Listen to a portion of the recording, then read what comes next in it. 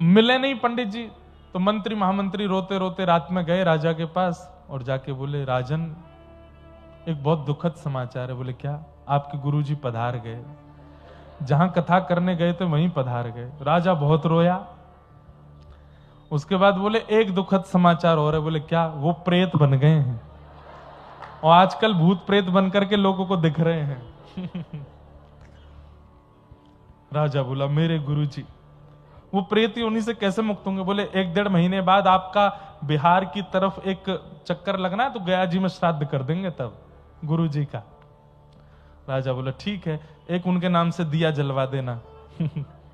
अगले दिन राजा जब निकला पालकी में तो पंडित जी एक पेड़ पे ही चढ़े हुए थे कि ये मेरे को वैसे तो मंत्री महामंत्री मिलने नहीं दे रहे, ये जैसे ही इसकी सवारी निकलेगी मैं ऊपर से कूद पड़ूंगा और सबकी शिकायत कर दूंगा। मंत्रियों ने पहले ही राजा को बोल दिया था कि वो प्रेत बने घूम रहे हैं।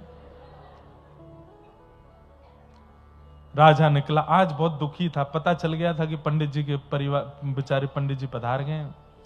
जैसे ही राजा निकला, आगे एक पेड़ था, उस पेड़ की डाल पर पंडित जी बैठे थे और जैसे ही राजा की सवारी नीचे पड़ी, ऊपर से पंडित जी चिल्लाए, राजन, अरे मेरे शिष्य देखो मैं यहां बैठा हूं, तुम्हारे मंत्री महामंत्री सेनापति इन सब लोगों ने देखो मेरे साथ क्या किया। राजा ने जैसे ही ऊपर देखा, अरे मंत्री जी हनुमान चालीसा पढ़ो, देखो गुरुजी का भूत दिख रहा है, गुरुजी का प्रेत दिख रहा है, जल्दी जल्दी भगाओ यहां से। अब पंडित जी चिल्लाते रह गए, लेकिन मंत्री महामंत्रियों ने उनसे मिलने ही नहीं दिया।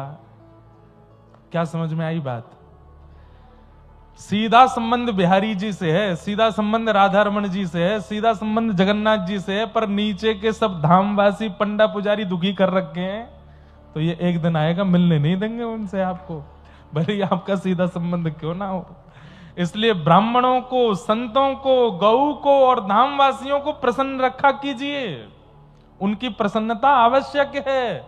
यदि वो प्रसन्न नहीं हुए तो भले ही आप कितना भी भजन करके सीधा कनेक्शन रखते हो ठाकुर जी से, वो मिलने नहीं देंगे ठाकुर जी के। इसलिए ठाकुर जी से ज्यादा प्रसन्नता उनके अनुचरों की करने का प्रयास करो। और ठाकुर जी के अनुचर कौन है? संत हैं, ब्राह्मण हैं, गौ है, धाम है, इनको प्रसन्न रखो।